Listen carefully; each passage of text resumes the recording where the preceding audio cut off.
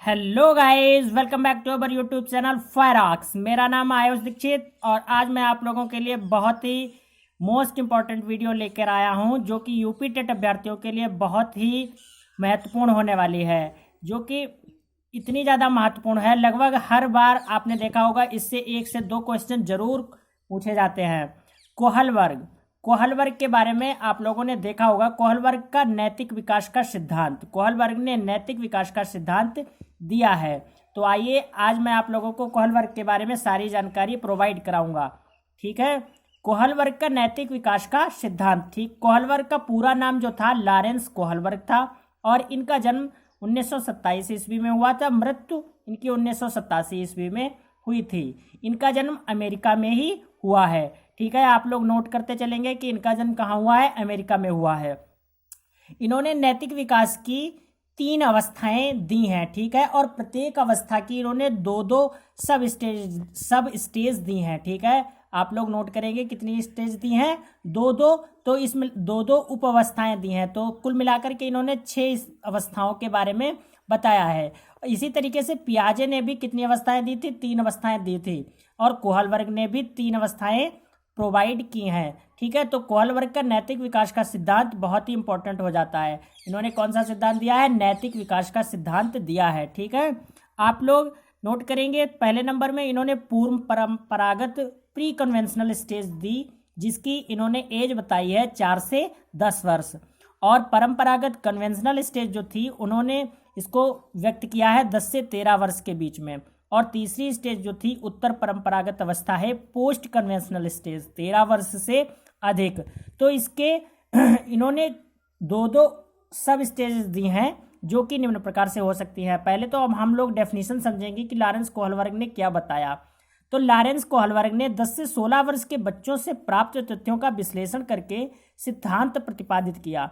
उन्होंने लगभग 10 से 16 वर्ष के बच्चों को लिया और उनसे एक तथ्य या विश्लेषण एनालिसिस किया, जिसके अनुसार उन्होंने बताया जब बालकों का नैतिक संघर्षों का सामना करना पड़ता है तो उनकी तार्किकता जो होती है महत्वपूर्ण होती है, ना कि अंतिम निर्णय। अर्थात उनका तार्किक चिंतन बहुत ज़्यादा महत्वपूर्ण हो जाता है। अब आते हैं हम लोग प्री कन्वेंशनल स्टेज, पूर्व परंपरागत अवस्था में इन्होंने जो 2 अवस्थाएं दी हैं उनके बारे में हम यहाँ से जानेंगे। इसमें क्या होता है, बच्चे इस स्टेज में व्यवहार को अच्छा या बुरा उसके भौतिक परिणामों के आधार पर कहते हैं। इसके अंतर्गत 2 अवस्थाएं आती हैं जो निम्न प्रकार से हो सकती हैं। आप लोग इनको ध्यान से देखेंगे। पहली अवस्था जो है वो दंड एवं आज्ञाकारिता की ओर उन्मुखता होती है। इसमें क्या करते हैं बच्चे, इसमें बच्चे प्रतिष्ठित या शक्तिशाली व्यक्ति जैसे कि अपने माता पिता या गुरुजनों के प्रति अपने सम्मान को प्रदर्शित करते हैं, जिससे उन्हें एक भय रहता है कि ये लोग दंड ना दें, तो उनसे हमें क्या सम्मान मिले। किसी भी कार्य या व्यवहार की नैतिकता को यहाँ व्यक्ति उसके भौतिक परिणामों के रूप में परिभाषित करता है।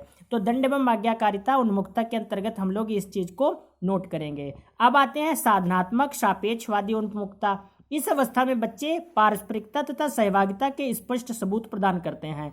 लाइक क्या होता है कि इसमें बच्चे एक दूसरे को सहयोगी बनते हैं और एक दूसरे की हेल्प करते हैं। तो पारस्परिक सहभागिता के सबूत प्रदान करते हैं। ठीक है, और अब यहाँ से हम लोग आगे के बारे में जानेंगे। सेकंड हमारे लोगों की कन्वेंशनल स्टेज जो कि परंपरागत अवस्था है, जो कि 10 से 13 वर्ष की एज के मध्य आती है। इस स्तर पर बच्चे उन सभी क्रियाओं को सही समझता है जिससे दूसरों की मदद होती है। तो यहाँ पे बच्चों के अंदर मदद करने की क्रिया विकसित होती है तथा लोग उसे अनुमोदित करते हैं, जिससे उसे अप्रिशिएट करते हैं। तो बच्चों में ये स्टेज विकसित हो जाती है, या जो समाज के नियमों के अनुकूल होता है। ठीक है, तो कन्वेंशनल स्टेज के अंतर्गत कौन सी 2 अवस्थाएं आती हैं वो हम यहाँ पे समझेंगे। इसमें उन्होंने good boy nice girl orientation के बारे में बताया है। उत्तम लड़का अच्छी लड़की की उन्मुखता पर बल दिया। इस अवस्था में बच्चों में स्वीकृति पाने तथा अस्वीकृति से दूर रहने का अभिप्रेरण तीव्र होता है। ठीक है, और सेकेंड स्टेज इन्होंने जो बताई है, इसकी सब stage loyalty to law and order, कानून और व्यवस्था के प्रति निष्ठा। बच्चा कानून एवं अनुशासन के प्रति सजग रहते हैं तथा लॉयल्टी शो करते हैं, अर्थात वफादारी दिखाते हैं। ठीक है, कौन सी स्टेज के अंतर्गत, कन्वेंशनल स्टेज के अंतर्गत। और थर्ड हमारी स्टेज जो है पोस्ट कन्वेंशनल मोरालिटी, उत्तर परंपरागत अवस्था। ठीक है, उत्तर परंपरागत अवस्था, जैसा कि आप लोग जानते हैं ये 13 वर्ष से अधिक की आयु होती है और इस अवस्था में बच्चों का नैतिक आचरण पूर्णतः आंतरिक नियंत्रण में होता है, अर्थात उन्हें इंटरनल से जो चीज़ें आचरण के थ्रू में पता चलती हैं वो चीज़ वो लोग नियंत्रण करते हैं। यह नैतिकता का सबसे उच्च स्तर है। ठीक है, ये नैतिकता का सबसे उच्च स्तर है जिसपे सब बच्चे हर एक तरीके के डिसीजन को ले सकते हैं। इसके अंतर्गत 2 अवस्थाएं आती हैं जो निम्न प्रकार से हैं। नंबर 1 है सामाजिक अनुबंध उन्मुखता। यहाँ बच्चे यह विश्वास करते हैं कि समाज का उत्तम कल्याण तब होता है जब उसके सदस्य समाज के नियमों का पालन करते हैं। इसमें क्या होता है कि बच्चों को ये विश्वास हो जाता है कि वो समाज के अगर सदस्य है तो अगर वो समाज के रूल को फॉलो करेगा तभी समाज का अच्छे तरीके से संचालन हो सकेगा। ठीक है, अब यहाँ पे हम दूसरे स्टेज पे आते हैं जो कि सार्वत्रिक नीतिपरक सिद्धांत उन्मुखता है। इस अवस्था में बच्चों में अपने नैतिक नियमों को प्रोत्साहित करने तथा आत्मनिंदा से बचने का अभिप्रेरण तीव्र होता है।